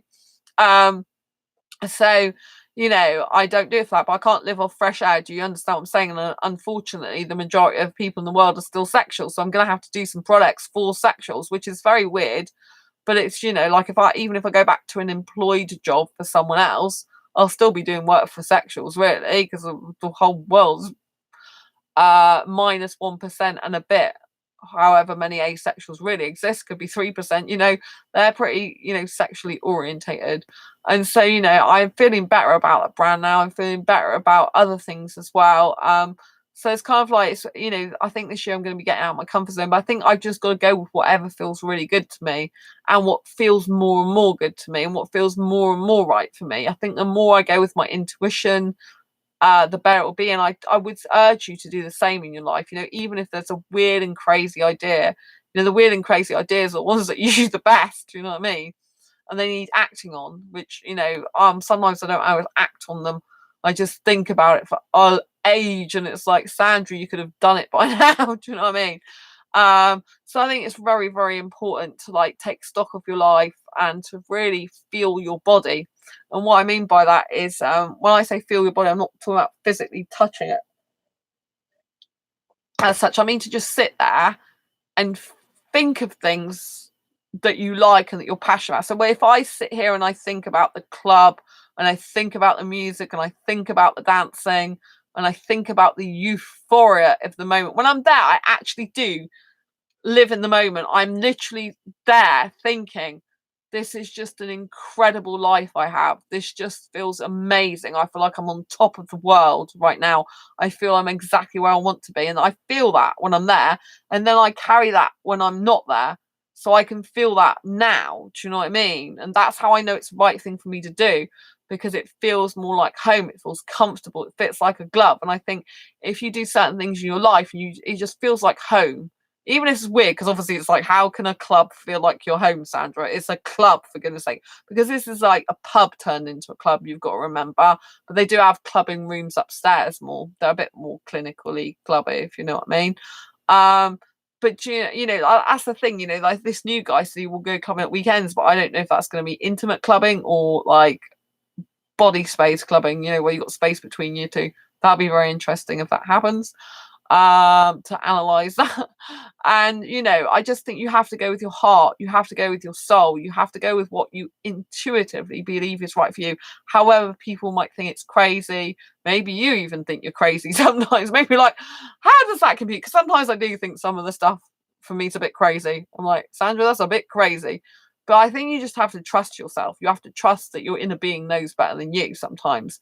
And you just really have to look within yourself. Like now I'm going to this club, I feel happier. I think maybe I should have been doing this years ago, right? But I've done my time. I've been to the karaoke things. I've been in all those situations. But I'm not. I look back now and I'm thinking, why did you even? I know why I went there, for my best friend. She was worth it. But like when I look back at the older environment, the older guys, I'm like, that was never your environment, and I knew that, But I wanted to support my friend, and I wanted to see her because she's amazing, and her singing is beautiful, And I'm not saying I'll never go in that environment again. There might be times when I do occasionally go, especially to hear her sing. It's important to me. But overall, I'm much happier not being in that environment, because I mean, we watch live bands, and live bands are great. But I still prefer younger music and being in a younger clubbing environment. I'm not going to lie about that, because it's just more my soul. Do you know what I mean? I think in life you have to go with your soul. Your soul knows more than you do. Your soul is infinite. It's been here going on for years. I'm sure I've been here a lot of time before. Like I think, the reason why I had an old soul when I was younger in birth certification was because I have been here before. I probably have been reincarnated several times before. That's why I've got this old part of my soul. I mean, even now I'm really, really young, I can still, like, when I was having a memory, was it yesterday, about my past that suddenly came up, I can feel that old soul, because that when the memory from the past in this life, but past this life, in my past life, in this life, when I think back to that, I remember my old soul then. And I'm like, okay, I had an old soul, I remember it now. And I think that's because I've got all this knowledge and wisdom and stuff from probably past lives that I don't even know about, in this consciously, in this realm, in this life. But I'm sure I've been here before. I might even come back again. It wouldn't surprise me. I feel like I've got a relentless soul, one that's never satisfied really, and one that always wants to carry on and keep going and keep going and keep going infinitely. Maybe I will come back again, but the bad thing about that is, like, usually it means you've got unfinished business in one life if you come back in another. Like, in order to not come back, you have to be completely happy with everything in your life, at peace and at one, and have no reason to come back. But I always have this feeling that, I'm never going to be completely happy. So therefore I'm coming back. Also, it'd be kind of weird, wouldn't it, if I did come back in a future life and saw my books in the bookshop and thought, I'm sure I recognise that girl. That would be kind of freaky, and kind of, I'd love to do kind of a pre movie about that or pre-book about like this is my future life, this is what's going to happen, and then when I like write notes to myself in a time capsule or something and say, oh, by the way, Sandra, you're going to see this book now and it was yours really written in your previous life. I think that'd be quite cool. But then my mind starts going off on tangents then because I'm so creative, and it starts going into all this story. And then you don't go into the story, Sandra. You're not in that life now. You're in this life, and you need to enjoy it, and you need to fulfill your destinies in this life, you know. But I do believe that I didn't fulfill all my destinies in my past life. I think it was cut short, and that's why I really, really need to fulfill them in this life, big time. And I really need to make a difference where asexuality is concerned. That's definitely my thing, even though I didn't know it when I was first born, even though I didn't realise it, even though I didn't know till years ago that I was even going to be helping asexuals so much like I do, you know. I really believe that I was put on this earth, and one of the things that was instilled in me was difference in sexuality, that I just don't feel sexual attraction, and that I was meant to be made that way specifically to help you, because I don't have the need, urge, or anything. I don't miss it. I don't wish I was heterosexual at all, ever. I don't, you know, I don't want to be that type of person, you know. I think arousal I have sometimes enough to cope with. That's really difficult sometimes. I'm like, oh, not again, please. I want to be, you know, doing other things or thinking about other things. I don't want to be aroused. It's just annoying sometimes, you know. So I think, you know, you've got to reflect on your life, reflect on yourself, and, you know, sometimes you just have to realize that everything works out in the end. Even if it seems like it's a million miles away right now, even if it seems crazy or things aren't going right, you know, like I know that I've got a lot of work to do still, you know, to make everything happen this year. You know, things are slower than I would like them to be, but, you know, I'm going to get there. I'm still going to knock all those things off one by one. And the key is I've got to not get distracted by other business opportunities. I've got to stick to my business stuff that I know I can do, I'm going to be good at, and, you know, just see which one actually out of all of the ones that I want to do this year actually makes me quite a bit of money, because there's going to be one. You know, I don't believe a person works that hard, because I've been into personal and professional development now since 2012, and I don't believe any person in the world works that hard and strives for what they want and doesn't get it. I believe 100% in myself, you know, in everything I do, even though I sometimes have a flip-flap going on and a scary moment going on. I still believe in myself 100%. I think that's what you've got to do in your life, even when people think you're crazy, even when maybe you think you're crazy, even when life is not going according to plan sometimes. I think you've got to just have this ultimate self-belief like no other. Because I do. I'm relentless. My self-belief is always relentless, because I knew at 15 years old that I was born for special purpose, and I've known that I'm not normal. I am clearly not normal. I look at myself and I'm like, you're really not normal, Sandra. You just don't fit in. Like, I don't fit in with the crowd. I was never that type of person. I'm very different in personality. My lifestyle is completely topsy-turvy, and I absolutely adore it that way. I don't want a normal life. It bores me to tears. Do you know what I mean? So I clearly know I'm not normal, and I actually like being not normal. I really enjoy it. If someone tries to normalize me, or I do normal type of lifestyle, I feel tireder. My energy feels drained, and I feel like I'm not me. You know, I feel like I'm in a deflated state instead of a hyper state, and I prefer to be in the hyper state. So, you know, I would say to yourself, really reflect on your life, reflect internally at yourself, and, you know, in order to find better quality people, you know, try and just broaden your horizons a bit. You know, try and go to more meetup groups that aren't asexual ones if you've gone in this asexual ones for quite a long time. Obviously, if you've never tried to travel to an asexual meetup before, then come on, go and do that, even if it takes a lot of time to save up, right? You need to be meeting real life asexuals and doing that. But if you've kind of exhausted that or done it a lot, you're not really getting anywhere with it in the dating scene. If you're into having a date relationship, you know, then try other things. Try and look for groups of, you know, activity groups. You know, like, it doesn't have to just be a meetup on meetup.com. It could be doing an evening pottery class or an evening art class or something like that, you know, where you're going to a night school type thing scenario. So people looking to expand their education, looking to develop and grow themselves more, and they're using their own time to do that. You know, they're using their peak time, which are their evenings, to do that, you know.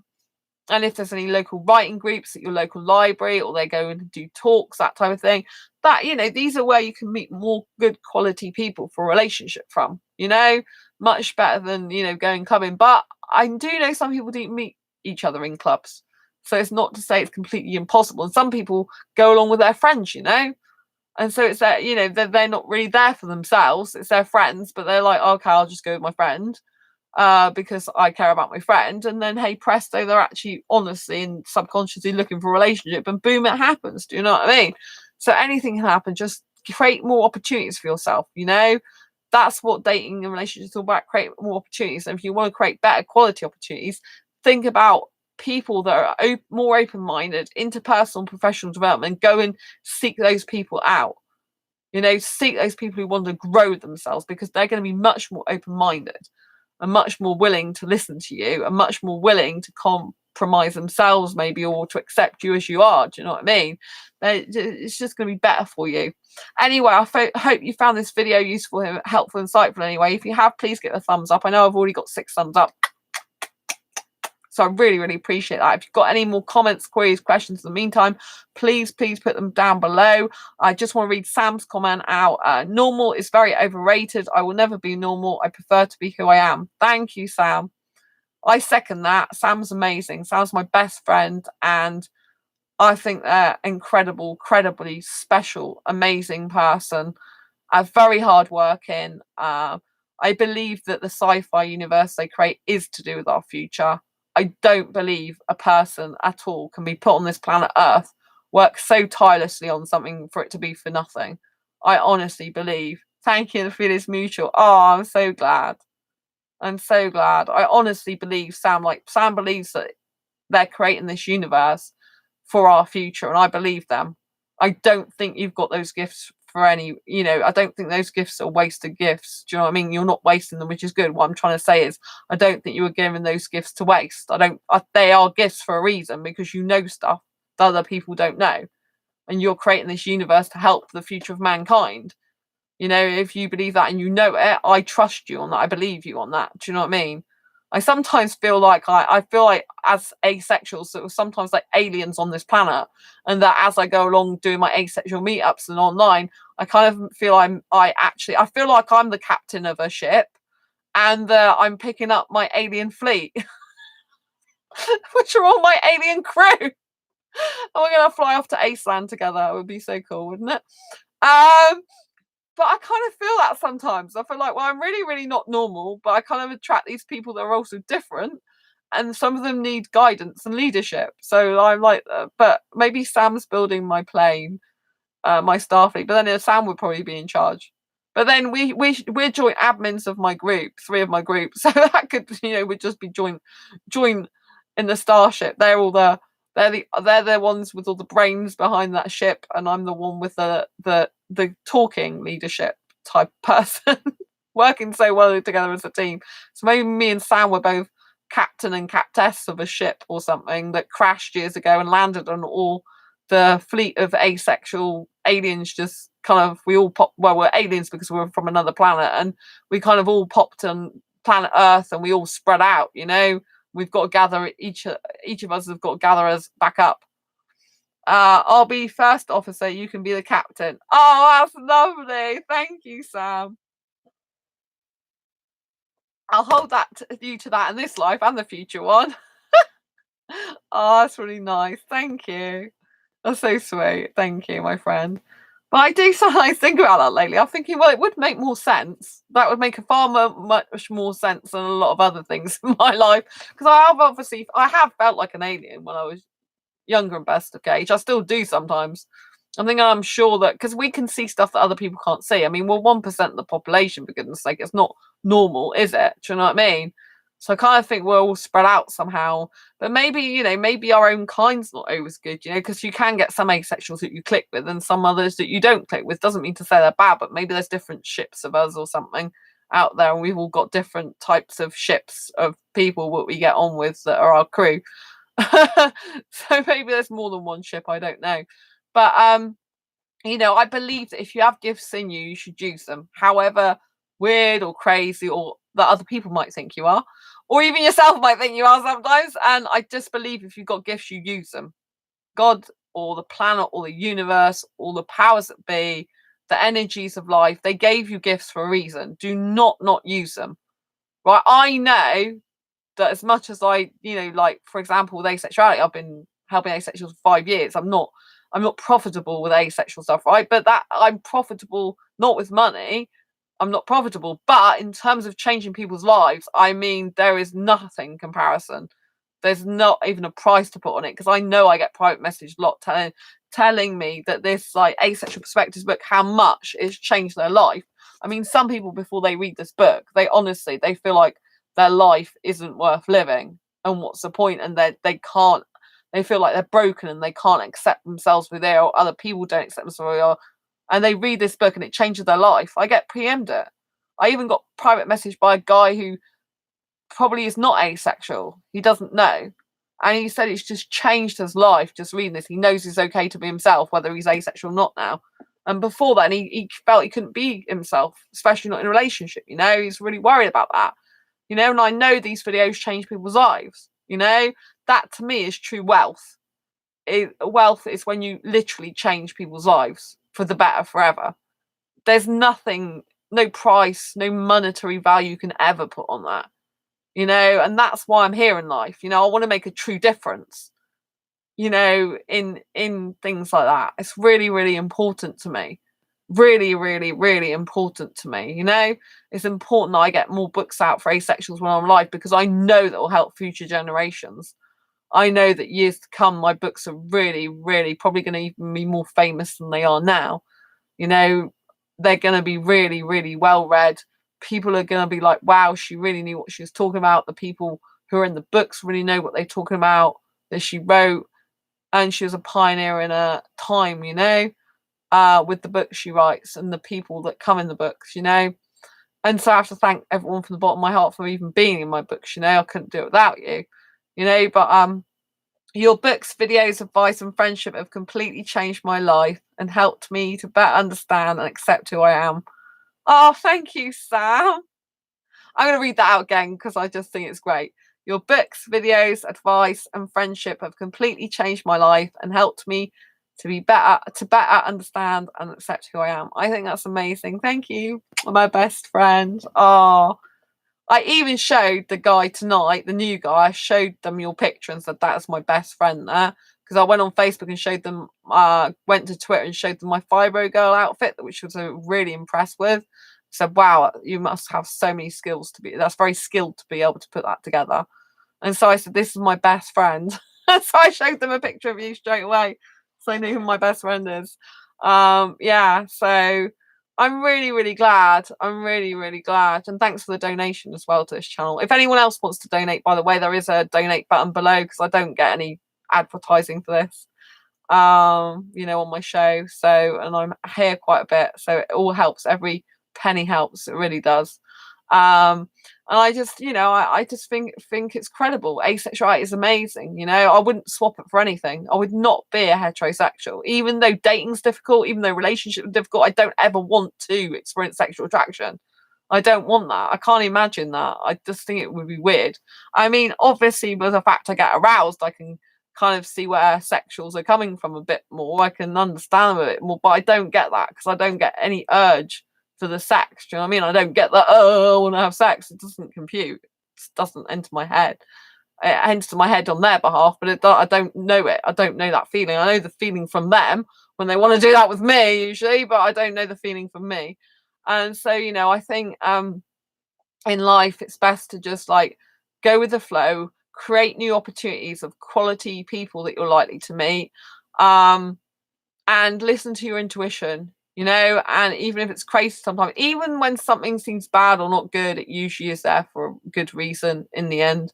Everything's there designed to teach us. I mean, this guy that I was attracted to recently, the older one, right, who's British, right, he taught me the art of detachment more.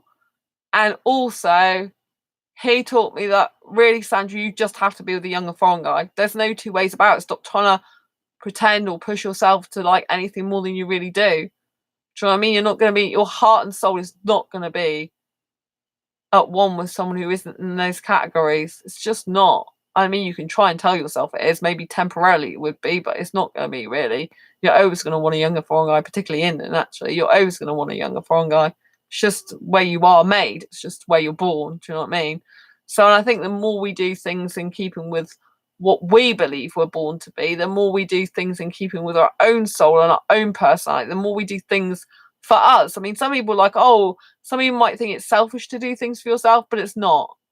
You know, unless you're filling your own cup up, unless you're making yourself happy and doing things that fulfill you and give you a burst of energy and make you feel really good, you're not going to live your best life. Therefore, people aren't going to be getting the best version of you anyway. They're going to be getting a secondhand copy, basically.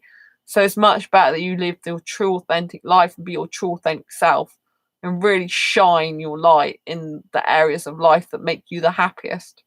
Anyway, I'm going to leave you that note. I love you so much. Thank you so much for being in the chat. Thank you, Sam. Lots of love to you, my best friend. Thank you, Richard and Theola. It's been an absolute pleasure to have you here. Have I missed anyone else out? Oh, and John. Really nice to see you. Thank you so much.